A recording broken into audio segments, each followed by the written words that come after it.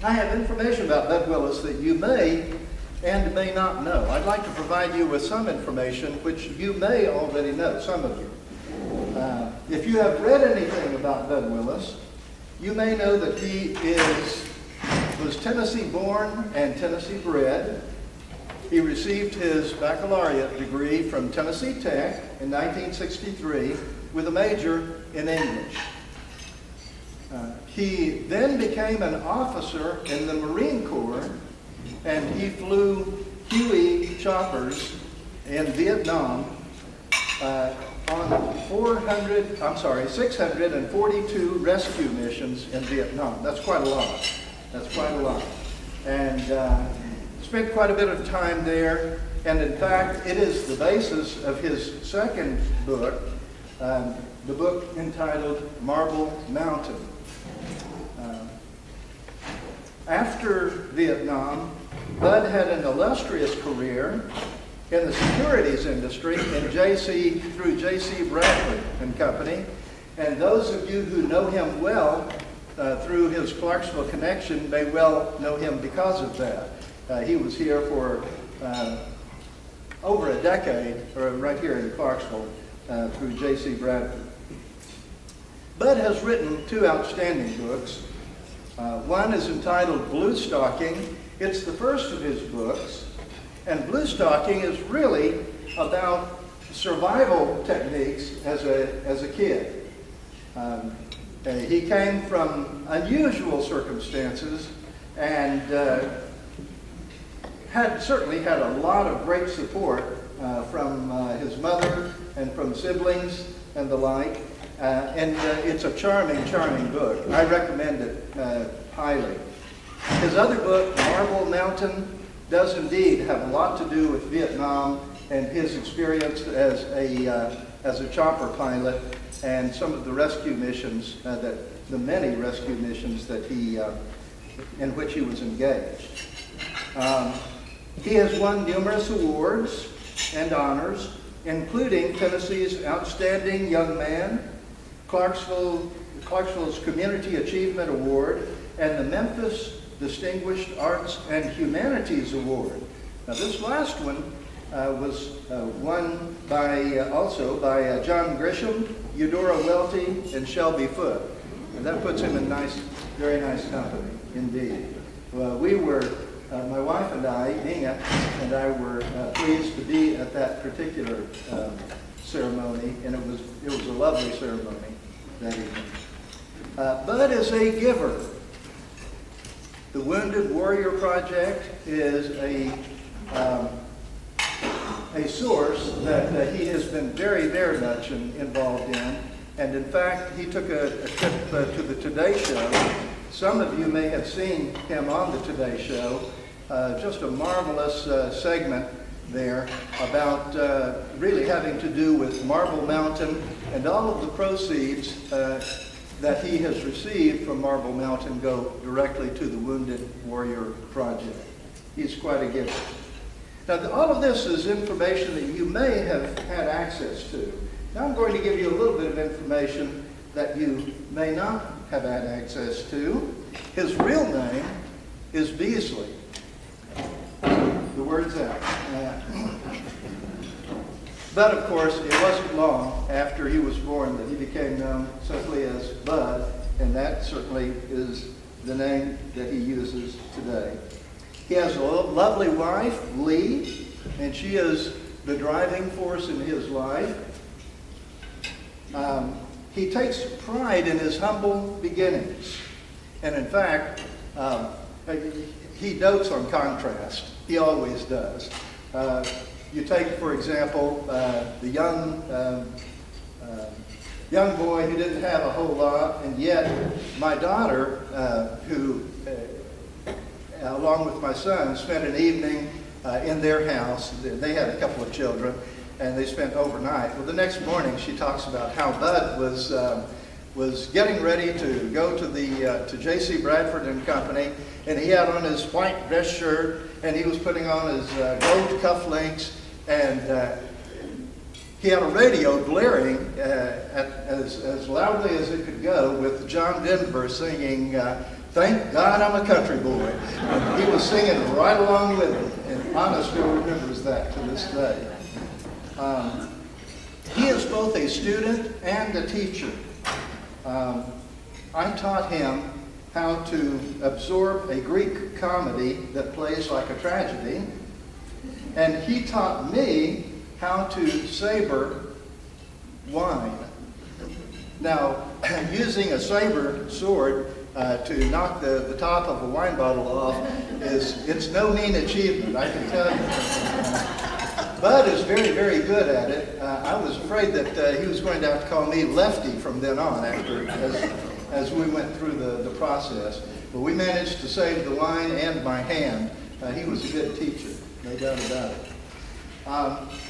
Bud is as nearly fearless as anyone I know. He'll try anything. Some people ask why. Bobby Kennedy, you may recall, asked why not. I think Bud asked why not me. Ladies and gentlemen, Mr. Bud Willis.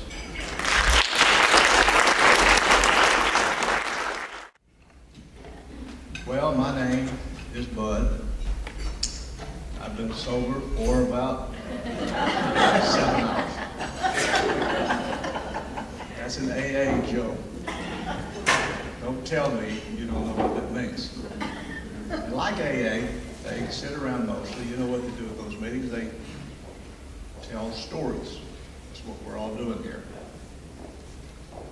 So I thought, since they've only given me 15 minutes, that's like telling Moses he can only bring down one commandment. I'm going to use it telling some stories that have helped me get started in my writing. Because I am not really a professional writer, never made a dime writing. I assume most of you who paid money to be here got the money doing something other than writing. And that is the case with me. I enjoy the activity of writing the books, selling them, not so much, because that's a whole different mindset. And I really don't care whether they sell or not, to be honest with you. I wrote the book, I got my reward from that, and I'm retired. But when I do have a chance to speak to an audience anymore, I usually try to promote writing. And here's why. The same reason that you're doing it with the Arts and Heritage Club here is that writing the stories that you know, that is our heritage, and we need to preserve that. But ordinary people like myself can write and keep their stories. They can bind them in a book. It doesn't have to be something that's published. Write your stories. Would it be great if you had some stories from your grandmother, your father, mother, after they passed away, that will live on forever? Well, guess what? I have that. It wasn't so hard to do. Just gave up 2 years of my life. Almost got a divorce. Locked myself in a room, lost all my friends. So writing was not that big a deal. But like you, I was conscientious enough about my hobby that I did things like this. I went to a writer's conference too. It was a little different than this one in that the writer's conference I went to at the Sanibel was full of young, bright students, college students, who had, there were probably a couple hundred of them, and they were all eager to get started in learning how to write books. This crowd is a little different. Last night I felt like I was still back in Naples in a bingo game. You guys have matured a little past those students, but you're still fascinated with writing. And this story that charming lady gave us last night about finding a bug on her ceiling, she wrote a book about it. That's what writing is all about. Now there's an artist for you. Because most people said, why don't we just get an exterminator and get rid of these things? But I'm so happy to be here in Clarksville. I drove 800 and something miles to be here, but I logged 1,000 miles on my car. Because when you go through Atlanta, it's a couple of 100 extra miles trying to figure out how to get through it. So to drive 1,000 miles and have 15 minutes to talk, and I've already wasted 5 of it. I do want to say something about Clarksville, the most patriotic city in the world. I remember when Muhammad Ali gave a tribute speech to Wilma Rudolph, the fastest woman in the world. He said that she, to be the best at anything, like in this room, would be an achievement. In this city, in this state, in the country, in the world, to be the best at something in the world, Wilma Rudolph, the fastest woman in the world. And I remember so many good stories about Clarksville, where here at Austin Peay State University I taught stocks, bonds, and investments in the continuing education department for 12 years. So I have quite a legacy here in Clarksville, and I'll always be fond of it. So I wish I had more time, because I had a complete roast for that table there. Charles Smith, Joe Ellenberg, Jimmy Dunn, who the Dunn Center is named for, by the way. I don't know. But when I first started writing,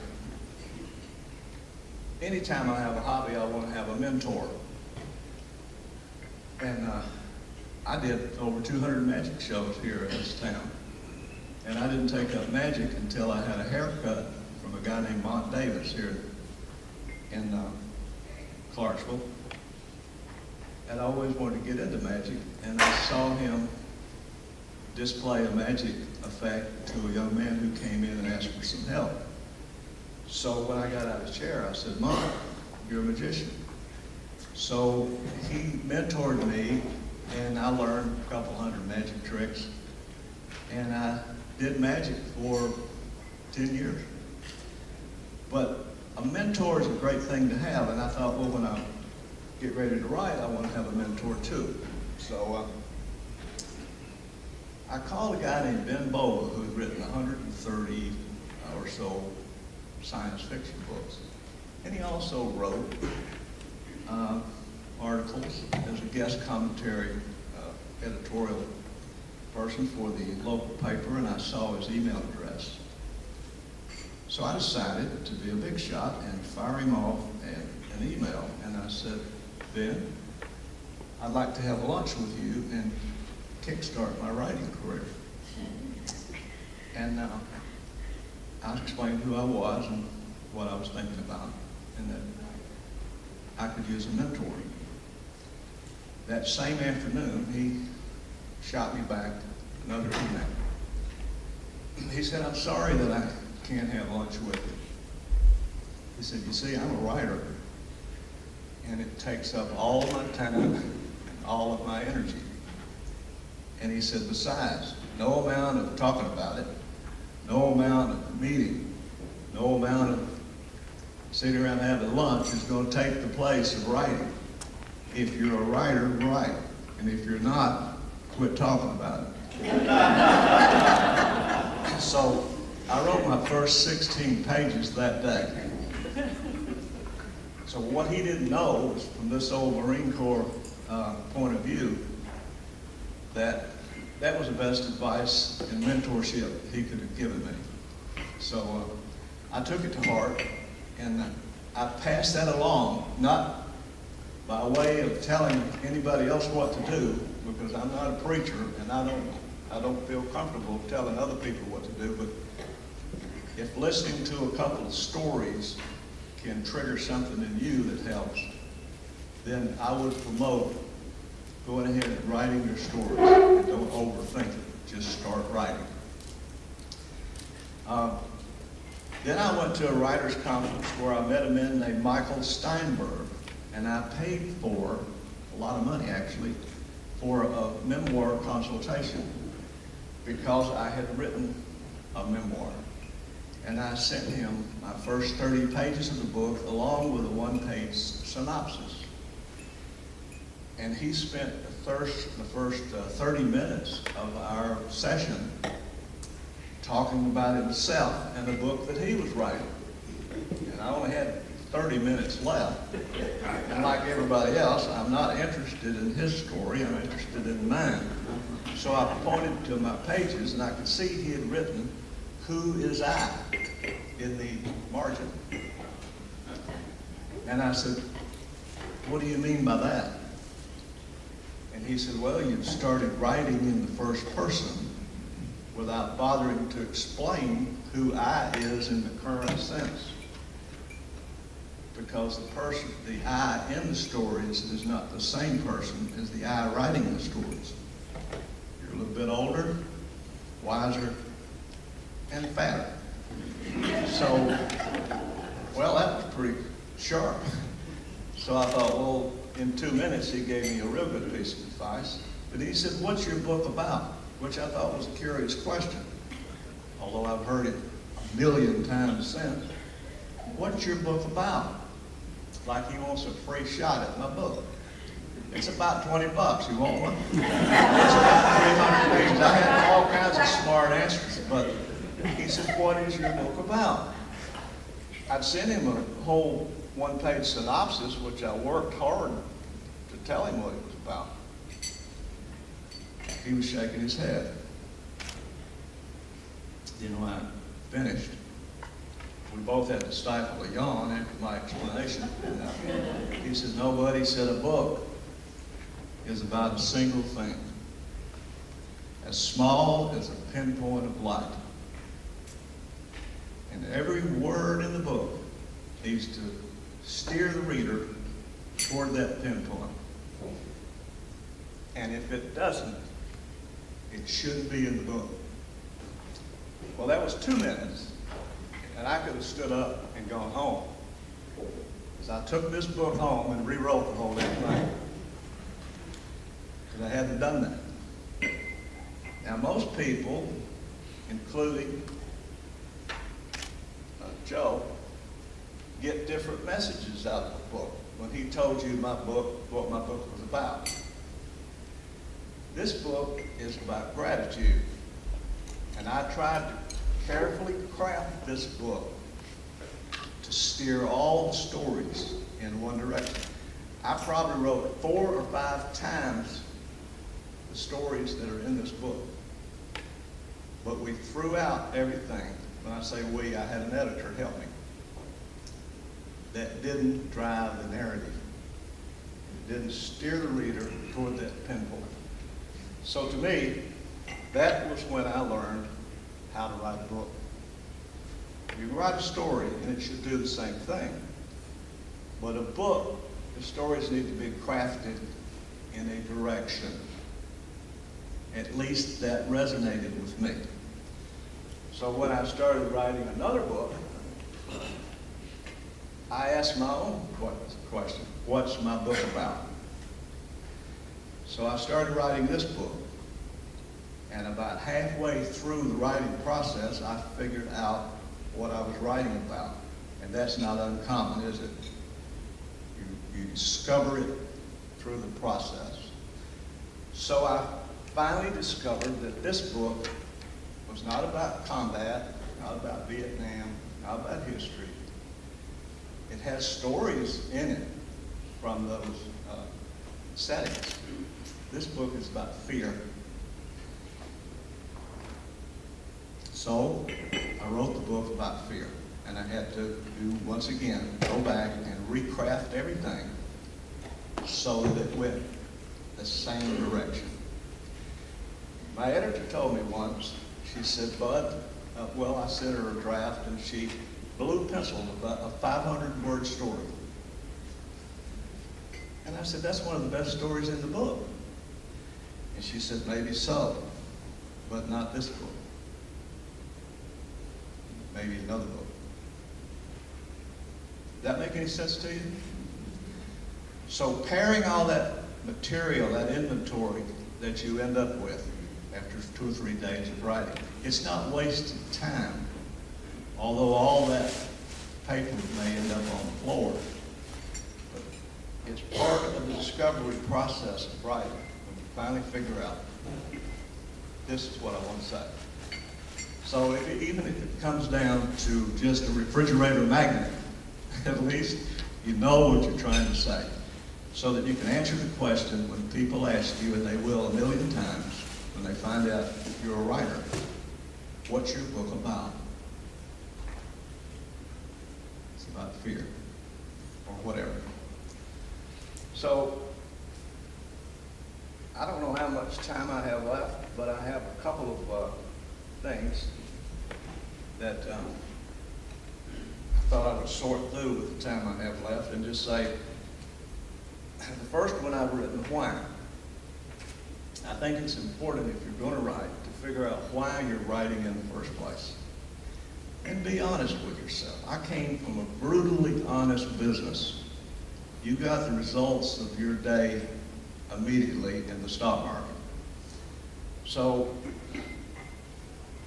be brutally honest with yourself, because I was supposed to talk today on managing your expectations as an artist. And artists, English majors, liberal arts majors, are notorious for being impractical people. So if you're writing for money, you've got to figure out how to get some money. You've got to get an agent. Your brain is geared to the right side, their brains are geared to the left.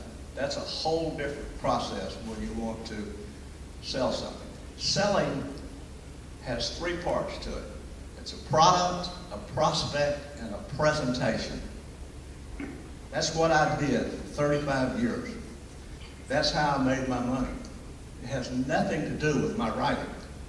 I don't want to go back into the selling business. I'm retired. So I would hire an agent if I want to sell something and let him do that. And I want to get in my little room with my 2 best friends, peace and quiet, and I want to write my stories. So ask yourself why you want to write in the first place. And I'll just be brutally honest with you. I like to write because it's the only thing I know that I can do in my pajamas till 2 in the afternoon and get away with it. So I like also going around at parties telling people I'm a writer. That sounds better than just a retired old fart. The other thing I was going to mention to you is about the book itself. When you get your first book in the mail, your draft, there is nothing more exhilarating in the world. Feeling the heft of it. Then you turn to the first page and there's an error. But it's okay, you can fix all that. But you'll never have a bigger Christmas than when you get your first book. Now, I didn't listen to all my editor's advice, okay? Because I'm an artist, for Pete's sake. The other day, I was writing, and the computer was correcting things at a voice, and it woke my wife up. She said, "That's annoying. You know what time it is? It's 4 o'clock in the morning." I said, "Does Michelangelo give a damn what time it is? I'm creating here. Leave me alone." So if you're going to be a writer, you better have this going for you. Because this solitude, this peace and quiet, this door with a lock on it, that no one can come in, that's where you do your inner travel. And if you're an artist, this is when it's going to show, when you're in solitude. Now, if you're married to someone that doesn't understand that, get out of the relationship immediately or quit writing. Because they're not going to understand it. They're very annoying. They'll come in and say things like, "Can I get you some coffee?" "No, leave me alone." So it's hard on your marriage. If you're an artist, you need to be married to somebody who understands what an artist is. Some things to wrap this up. That one more thing about this is if you look at this, you see a font that you can almost read from there.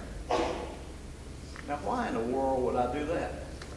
I just told you, I'm an artist. I don't listen to people. I don't like to be told what to do. They told me to use 2 times Roman. Well, everybody uses 2 times Roman.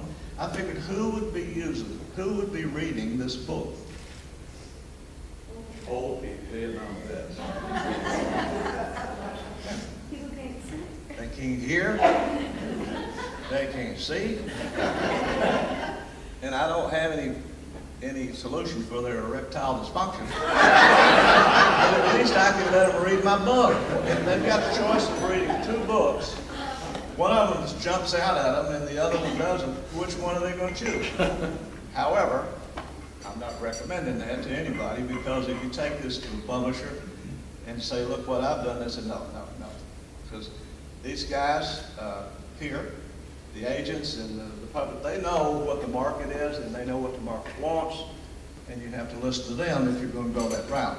I'm a hobbyist. I just like to get my book out there. My next book is about generosity, because I wanted a trilogy.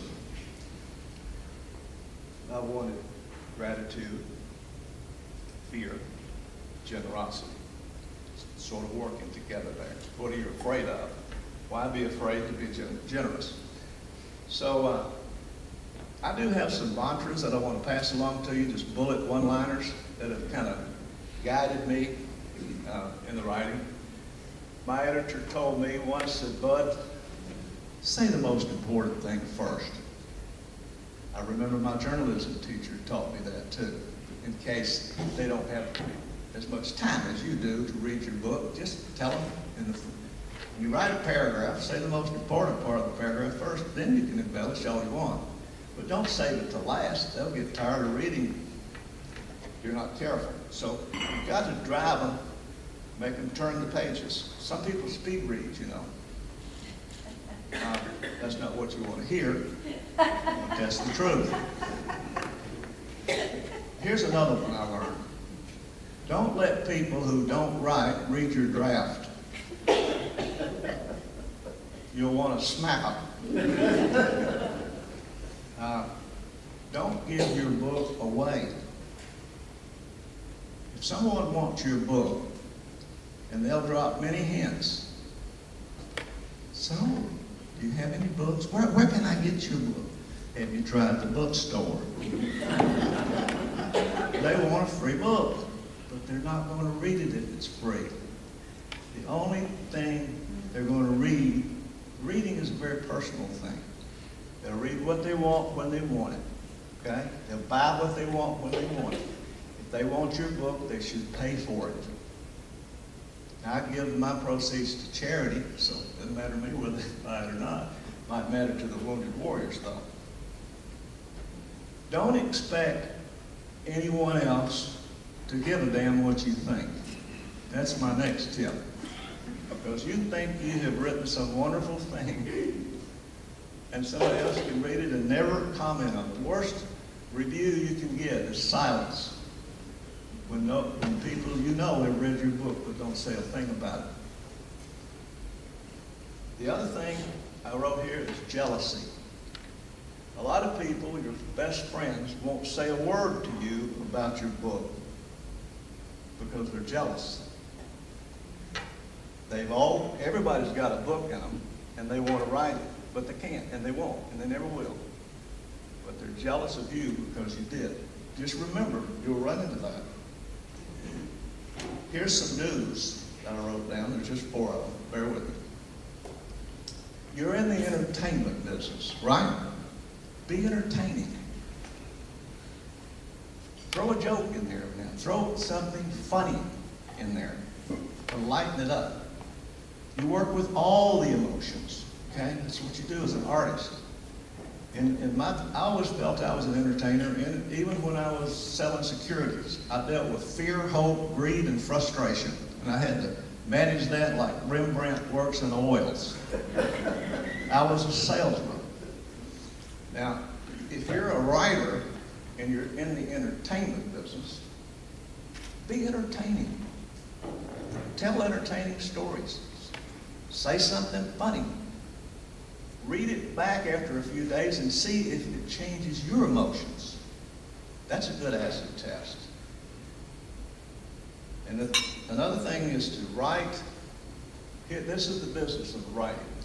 You write, you rewrite, and you write some more, and you rewrite some more, and you do it all again. You know, on the back of a shampoo bottle where it says lather, rinse, repeat. Well, when do you ever stop? That's like writing.